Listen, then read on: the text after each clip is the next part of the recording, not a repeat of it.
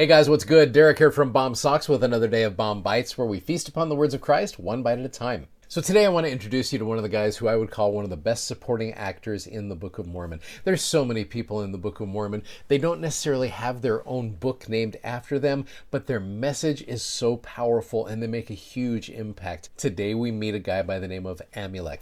Now Alma meets him. I can just picture as Alma is speedily running back into the city of Ammonihah, he goes by another way, which I think is so interesting is because when you're doing missionary work, sometimes this way will not work. So you need to, like it said in verse number 18, you go enter the city by another way. What happens? Verse number 19, he enters the city. He's hungry because he has been fasting, and he says to a man, "Will ye give an humble servant of God something to eat?" I had a former student years ago. The mission plaque verse that he put on his plaque was this verse right here. "Will you give an humble servant of God something to eat?" I personally think that's funny, but of course missionaries are hungry, so I totally get that. Verse number 20, the man said unto him, "I am a Nephite, and I know that thou art a holy prophet of God, for thou art the man whom the angel said in a vision, thou shalt receive." I would love to be able to think this is the same angel. It never says, but this is the same angel that visited Alma as well. "Thou shalt receive. Therefore, go with me into my house. I will impart of thee my food, and I know that thou wilt be a blessing unto me and my house." You know, there's a cool little principle right here.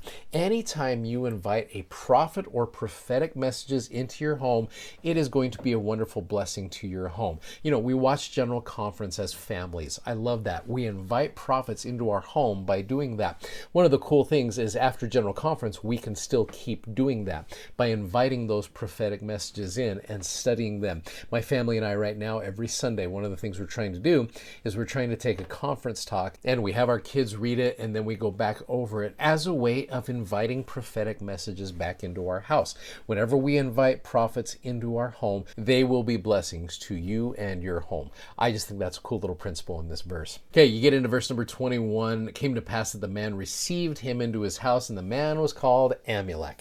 And he brought forth bread and meat and set it before Alma. It came to pass that Alma ate bread and was filled, and he blessed Amulek and his house, and he gave thanks unto God." So I love in this chapter how Alma goes back through the city another way, like we said, and he meets up with Alma, who ends up becoming a wonderful missionary companion to him. I love the fact that when missionaries go out there, they are not by themselves. We have a son right now who's serving a mission, and I love the fact that he is not out there by himself. He is out there with other missionaries, and he's having wonderful experiences meeting these other missionaries and getting to know them and sharing the gospel with them. I honestly and 100% believe that when you are put into situations where you're sharing the gospel, or even situations where you're struggling, the Lord does not leave you alone. He invites people and calls people into your life at that particular time to bless you and to help you out. And there's so many examples of that in our own lives, and we see it in the scriptures. You know, you think about this. When is a time where you were going through a difficult time and the Lord brought someone into your life at a time where you absolutely needed that person? One of my favorite quotes from President Spencer W. Kimball says this very idea. "God does notice us and he watches over us, but it is usually through another person that he meets our needs.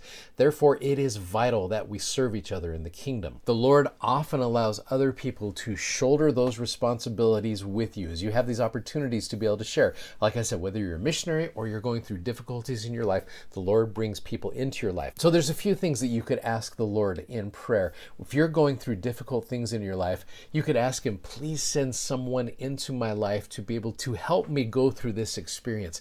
Send an angel. Elder Holland is one who talks about this a lot. Pray for angels to help you out. So someone else, whether it's an angel on the other side of the veil or right here, to be able to help you through that. The Lord will bring someone into your life to help you. Another question you could ask, how can I be someone today that can be that angel for someone else? I just love the fact that when we have burdens and when we have those responsibilities, the Lord does not allow us to go through them alone. He invites others and allows others to come into our lives and help us out. And like I said, those can even be words of prophets and apostles into our lives to be brought in at times when we need them. So I love this little introduction to Amulek and how he becomes a great blessing to Alma as he goes back into the city of as he goes back into that city of Ammonihah. And I'm grateful that the Lord allows you and I to be able to have those similar experiences.